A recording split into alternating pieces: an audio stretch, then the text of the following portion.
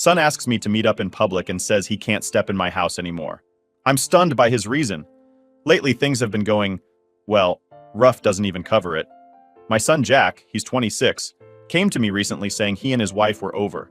They'd only been married 3 years, and just like that, he's ready to walk away. No details, no warning, just, we're done. Now Jack's not usually the kind to hide things from me, so right away, that told me something was really wrong. When he asked to meet somewhere public, that was my first clue this was serious. Usually he'd just come over, flop down on the couch and tell me whatever was on his mind, no big deal. But not this time. He wouldn't even let me pick him up, he just kept saying he wanted to meet out, like he didn't want anyone to see him, especially his brother Andrew. Andrew's 27 and, well, he's had his fair share of trouble. He's been living with me for a while now because he's out of work, and pretty much out of options, financially speaking. Anyway, I didn't ask too many questions. I figured Jack would tell me when he was ready, so I just went along with it. We ended up meeting at this small cafe he likes, a quiet place with hardly anyone around. When I walked in, I could tell right away something was really off. Jack looked, well, he looked like he hadn't slept in days. He just kept fidgeting, messing with his coffee cup, barely looking up at me. So I just sat there, waiting for him to speak.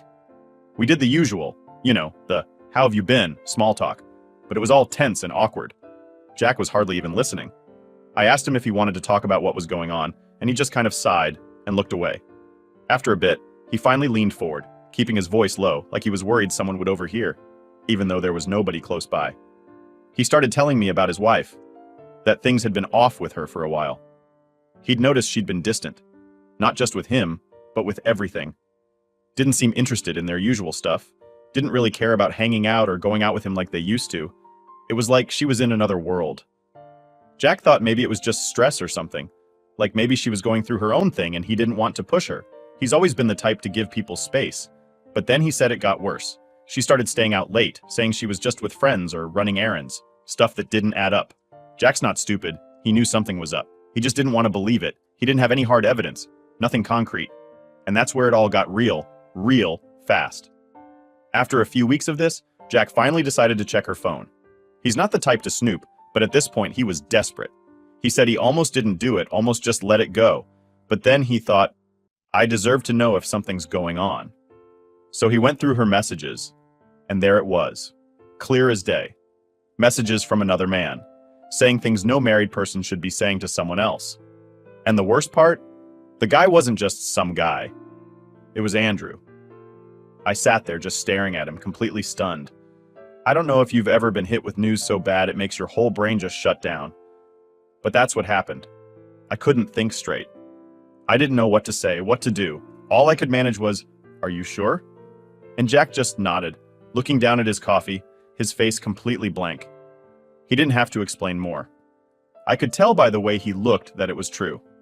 Now, to say I was blindsided would be an understatement. I'd taken Andrew in because he was struggling.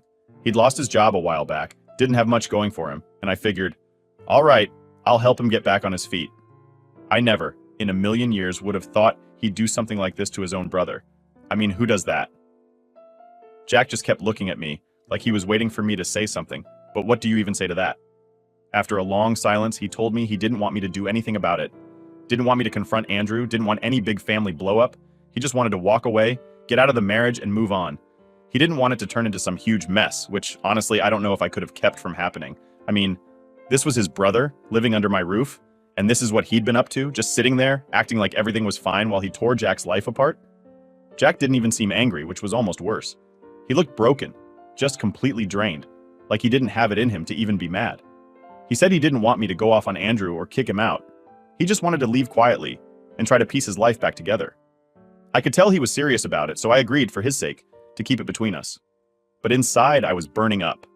Andrew was my son too, and I'd done everything I could to help him, especially when he was down and out. And this is how he repays me? Repays his brother? I couldn't shake the anger. I felt like I'd been blindsided by my own family, and it made me question everything I'd done for Andrew. If I'd known he was capable of something like this, would I have ever let him into my house? Would I have helped him out at all? Jack finished his coffee and just kind of looked at me, waiting to see if I'd say something or react. But all I could do was sit there, staring at the table, trying to wrap my head around it. I finally told him, all right, I won't say anything to him. If you want to keep it quiet, that's what we'll do. Jack seemed relieved, like he'd been holding his breath, just waiting for me to blow up or something. But the truth was, I didn't even have the energy to do that. I was just numb.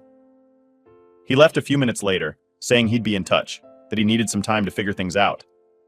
I watched him walk out, and I just sat there, alone with my coffee, replaying everything in my mind. It felt like my whole family had been ripped apart in one conversation, and I didn't know how to piece it back together. I went home later, trying to act like nothing had happened, but I could feel the tension building up in me, like a storm I couldn't control.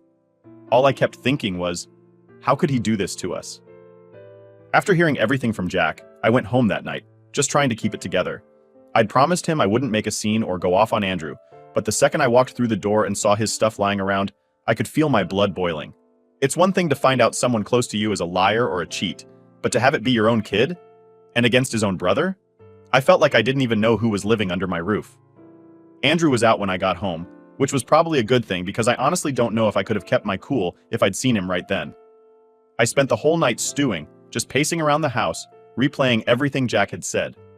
Every time I thought about Andrew and what he'd done, I felt this mix of anger and disappointment that I couldn't shake. The next morning, Andrew came back like nothing had happened. He walked in, threw his keys on the counter, and gave me this half-hearted, "Hey." I could barely look at him. Part of me wanted to grab him and shake him, demand to know what he'd been thinking. But I held it in, barely. Instead, I just asked him to sit down because we needed to talk. Right away, he looked nervous. I could tell he knew something was up, but I don't think he had a clue that I knew about him and Jack's wife. He sat down at the table, trying to act casual, like this was just some regular dad-son chat. I sat across from him, taking a deep breath, telling myself to stay calm. I looked him dead in the eye and said, "I talked to Jack." Right away, I saw his face change. It was like he knew the jig was up. He didn't say a word, just stared down at the table, his face going pale. I didn't give him a chance to start making excuses. I just went on, telling him exactly what Jack had told me, how he'd found the messages, how he knew everything. I could see him squirming, his hands shaking a little. For once, he didn't have anything to say. He looked like a kid caught with his hand in the cookie jar, only this wasn't some harmless mistake. This was betrayal, plain and simple. Finally, he muttered something, barely above a whisper. "I didn't mean for it to happen," he said. I almost laughed at that, the ridiculousness of it. Didn't mean for it to happen? How exactly does someone accidentally get involved with their brother's wife? I didn't buy it for a second, and I told him that. I said, "Do you have any idea what you've done to your brother? To this family?" He didn't answer, just kept his head down, avoiding my eyes. I went on, laying into him about the disrespect he'd shown, how he'd taken advantage of Jack's trust, my trust, all of it. Every word just made him shrink a little more, but I didn't care. He needed to hear it. At one point, he started to open his mouth, probably to make another excuse or to try to wiggle his way out of it, but I cut him off. I told him, "No, I don't want to hear it. There's nothing you can say that's going to make this right. Nothing." He sat there silent, looking like he was finally grasping just how serious this was. I asked him straight out, "How long has this been going on?" He hesitated, but after a moment, he admitted it had been a few months. A few months! I could barely believe what I was hearing. He'd been living in my house, eating my food, while sneaking around with his own brother's wife for months. I asked him if he ever thought about what this would do to Jack, what it would do to me. He looked up, almost like he wanted to say yes, but then he just dropped his gaze again. I don't think he ever thought about anyone but himself. It was like the reality of it was only now sinking in for him, but it was too little, too late. When he realized I wasn't about to let him off easy, he finally started begging, practically pleading with me not to throw him out. He said he had nowhere else to go, no job, no money, and that he was sorry. But sorry didn't mean anything to me at that point. I'd heard it all before. He'd gotten himself into trouble plenty of times before, though never like this, and every time I'd been there to help him out. But this time, I was done. I told him that as far as I was concerned, I only had one son now. I could see those words hit him like a punch to the gut, and honestly, part of me felt a bit of satisfaction seeing him realize just how much he'd screwed up. But even that didn't make me feel any better. It was all just a mess, one that he'd created and now had to deal with. I gave him a few days to pack up his stuff and find somewhere else to stay. He sat there staring at me, like he couldn't believe what he was hearing, like he expected me to just forgive and forget. I told him, "You've got 3 days. After that, you're out." He tried to argue, to ask for more time, but I wasn't having it. I was done giving him chances. I told him he'd better start calling his friends, figuring something out because he wasn't staying here anymore. I didn't want him around, and I didn't want Jack to have to worry about running into him if he ever came by. The whole time he just kept saying, "I'm sorry, Dad, I didn't mean for this to happen." But those words felt empty. I told him that actions have consequences, and that maybe it was time he learned that lesson for real. He looked like he wanted to say more, but he knew better. I wasn't in the mood to hear it, and I think he knew he'd used up his last chance. As I watched him sit there, all I felt was disappointment. This wasn't the kid I'd raised, the kid I'd helped time and time again. This was someone who'd burned every bridge and was finally facing the reality of it. I got up, told him I was done talking, and walked out of the room, leaving him to sit there and think about the mess he'd made. That was that. I'd finally laid it all out, given him the chance to own up, and now it was up to him to figure out what to do next. After I told Andrew to pack his things, I expected things to be tense for a few days, but I didn't expect the backlash that was about to hit me. The next day, I was trying to just go about my routine, ignore the mess of it all, when my phone started lighting up like a Christmas tree. Calls, messages, it was relentless. And it wasn't Andrew. It was my ex-wife's family, calling from halfway across the world, giving me a piece of their mind. Now, I don't talk to them often, so getting this many calls was weird right off the bat. I ignored the first couple, thinking they'd get the hint, but they just kept coming. Finally, I answered, and the second I said hello, it was like they were waiting to ambush me. My ex's sister started going off, not even giving me a second to speak. She was furious, saying I was being unforgiving and throwing my own son out on the street. According to her, I was picking sides and being a bad father for not helping Andrew in his time of need. I just sat there stunned, listening to her ramble on about how it was my job to be a peacemaker between my sons. Apparently, I was supposed to mediate this whole mess and force them to work it out, as if betrayal like this is something you can just sit down and solve over coffee. I didn't want to get into the details with her, so I just told her, "I'm doing what's best for my family." But that only made things worse. She went on and on about how Andrew was struggling, how he'd had a tough few years, and how I should be giving him support instead of abandoning him. The way she said it made me feel like I was a villain, like I was throwing him out over some small disagreement instead of what he'd actually done. After a while, I'd had enough. I told her, "Listen, he made his choice, and now he's dealing with the consequences. I'm not about to let Jack be disrespected like this. If you have a problem with that, take it up with Andrew." I could hear her gasp on the other end, clearly not expecting me to push back. But honestly, I didn't care at that point. I'd made my decision, and no amount of guilt tripping from my ex's family was going to change it. When I hung up, I thought that would be the end of it. I was wrong. Over the next few days, the calls kept coming from every angle. My ex-in-laws, my ex herself, even some family friends who had no business getting involved. Each one of them had their own version of how I was supposed to handle things, as if they were the ones dealing with the fallout. Then my ex-wife herself called, and that conversation was about as pleasant as stepping on a nail. She was furious, accusing me of tearing the family apart and punishing Andrew when he was already going through a rough patch. I tried to stay calm, explaining that this wasn't about punishment. It was about boundaries, respect, and standing by Jack after what Andrew had done to him. But she wouldn't hear it. She kept throwing around phrases like family loyalty and forgiveness, like it was all supposed to be that easy. I finally snapped and told her, "You're not here. You don't get to decide how I handle this. I'm the one dealing with the fallout, and I'm the one Jack's leaning on right now. I don't care how rough it is for Andrew. He brought this on himself." She tried to argue, but I cut her off. I wasn't about to let her or anyone else guilt me into changing my mind. The guilt trips kept coming, though, every day. They all seemed to think that Andrew was the real victim here, that I was choosing favorites by helping Jack and telling Andrew to leave. It was like they were completely blind to what he'd done. I kept wondering if they'd be singing the same tune if it had been their son getting betrayed by his own brother. I doubt it. But since it was Jack and not them, they figured I was just overreacting. By the end of the week, I was exhausted. I'd spent so much time defending my choice that I was starting to feel like the bad guy, even though deep down, I knew I wasn't. But it's hard to keep that perspective when everyone around you is saying you're wrong. The worst part was, Andrew didn't even try to defend himself. He knew what he did, and he was just letting everyone else fight his battles for him, as if he could sit back and wait for me to change my mind. Through all this, Jack was staying quiet. He was staying with a friend for the time being, not wanting to be around the family drama.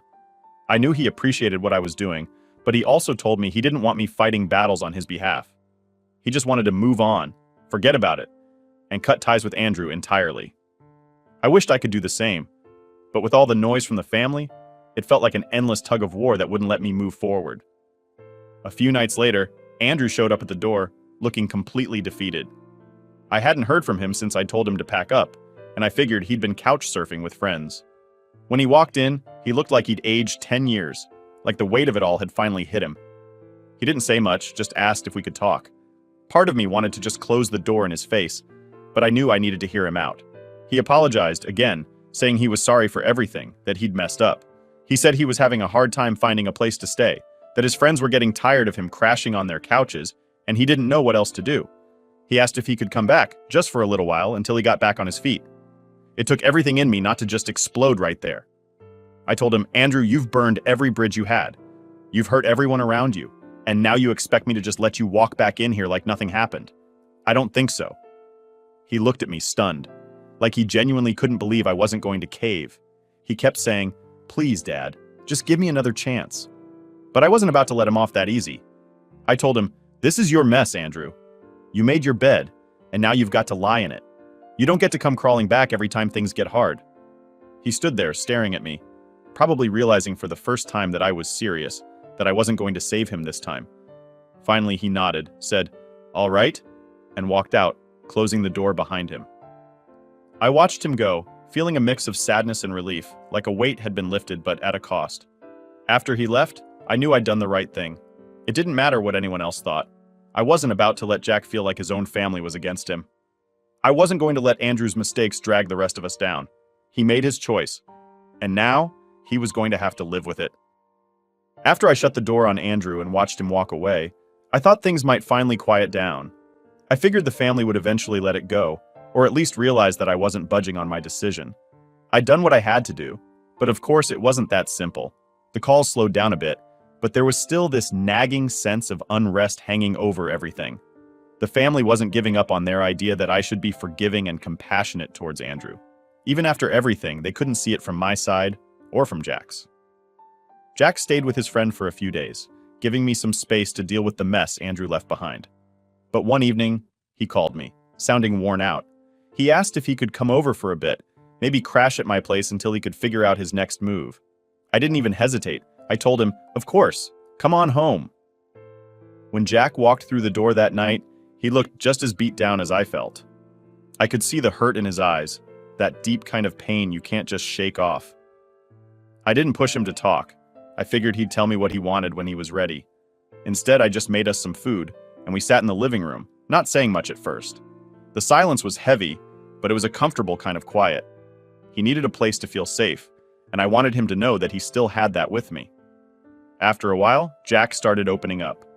He told me about how things had been falling apart in his marriage long before he'd found those messages from Andrew. He'd tried everything he could think of to make things work with his wife, but it felt like she'd just checked out. He admitted that part of him had known for a while that something was going on, but he'd pushed those thoughts aside, convincing himself it was all in his head. Hearing him say that, I could feel the weight of everything he'd been carrying on his shoulders, trying to hold his marriage together, while his own brother was undermining it from the inside. Jack went quiet for a moment, staring at the floor, and then he said, I trusted him, Dad. I really thought he had my back. I didn't know what to say to that. What could I say? I'd trusted Andrew too, and now we were both left feeling betrayed. All I could do was put a hand on his shoulder and let him know that he wasn't alone in this. The next few days went by with Jack staying at my place. He seemed a bit better each day, like just having somewhere to settle without all the drama was helping him get back to himself. I could see him starting to pick up the pieces, even if it was just small things, taking care of himself, getting back to his hobbies, making plans for work. He didn't talk much about his wife or Andrew, and I didn't push him to. I figured he'd need time to process all of it in his own way. One night, as we were watching some random show on TV, Jack turned to me and said, You know, I'm glad you did what you did. Kicking Andrew out, I mean. I looked at him, surprised. I didn't expect him to bring it up, let alone say that. He went on, If you'd let him stay, I don't think I could have come back here. It would have felt wrong, like my own family was siding with him. I told him, You're my son, Jack. There was never any question who I was going to stand by in this. And I meant it. Seeing the relief in his eyes, I knew I'd made the right choice, no matter what anyone else said. He nodded, like he understood that for the first time. But things weren't exactly smooth sailing. Word got around that Jack was staying with me, and, of course, the family found a way to make that a problem too. I got a couple of calls from my ex's sister and even a message from her cousin. They were all saying the same thing, that I was playing favorites and enabling Jack by letting him move in with me. According to them, it wasn't fair to abandon Andrew while pampering Jack. The logic was lost on me, as if I owed Andrew something after what he'd done. I stopped answering the calls. I didn't see the point in arguing with people who clearly didn't understand what we were dealing with. But the family wasn't the only problem. Andrew tried reaching out a few times, sending messages about how hard things were for him and how he just wanted to talk. I ignored most of them, but one day, Jack saw a message pop up on my phone from Andrew, asking if he could come by and get some things he'd forgotten. Jack didn't say much, but I could see the look on his face. He was done with Andrew, and honestly, so was I. Still, I felt torn. Part of me wanted to let Andrew in, just to clear things up once and for all. But every time I thought about it, I remembered Jack sitting across from me, saying he couldn't come back if Andrew was still around. I couldn't risk putting him through that again. So I told Andrew he'd have to wait, that I wasn't ready to have him back here, not after everything he'd put us through.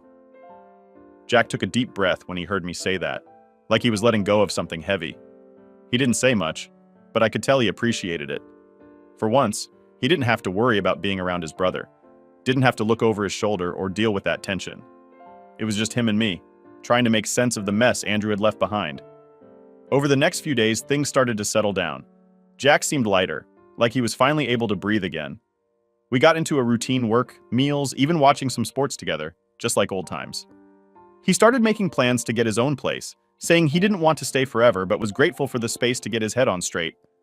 I told him he could stay as long as he needed, but I could see he was already thinking about moving forward, and that gave me some peace.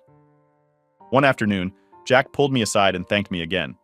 He said he'd been worried that with everything that happened, he'd lose not just his wife, but his family too. I reassured him that wasn't the case. Family was about trust and loyalty, and Andrew had broken both of those. Jack hadn't done anything wrong, and he needed to know that he still had a home here. I watched him leave that day, headed to meet up with some old friends, and I couldn't help but feel a little bit of pride. Even after everything, he was moving forward. He'd been through the kind of betrayal most people wouldn't know how to handle, and here he was, picking up the pieces one step at a time. I knew we still had a long way to go, but seeing him in a better place was enough for me. Just when I thought things were starting to get back to some kind of normal, the whole situation took a turn I never saw coming.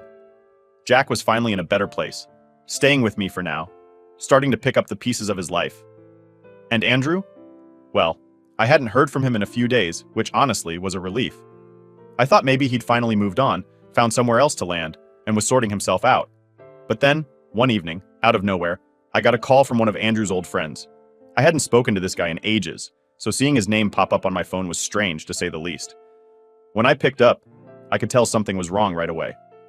The guy sounded tense, like he was hesitant to even bring it up. After a few seconds of awkward silence, he finally said, "Hey, I thought you should know what's been going on with Andrew." Now, I didn't know what to expect. My mind raced with all sorts of things. Maybe he'd run out of places to stay, maybe he was in some kind of trouble. But what came next was worse than I'd imagined. His friend went on to tell me that Andrew had been staying with him for a while, sleeping on his couch since I'd kicked him out. Apparently, things started off fine, but soon enough, Andrew was back to his old ways, sneaking around, acting like he was hiding something. At first, his friend didn't think much of it, assuming Andrew was just trying to get back on his feet. But then, the friend found out that Andrew had started up an affair with his wife, sneaking around right under his nose. Hearing this, I just shook my head in disbelief. I knew Andrew was reckless, but this? Again? I could barely get a word in before his friend kept going, almost like he had to get it all off his chest. Apparently, the affair wasn't even the end of it. His friend said that he'd also caught Andrew stashing drugs in their place, some kind of small-time operation he'd been running on the side. The guy told me he'd found the stash hidden in his garage, and that was the final straw for him. He said he wasn't willing to let his home be used like that, especially with his family around.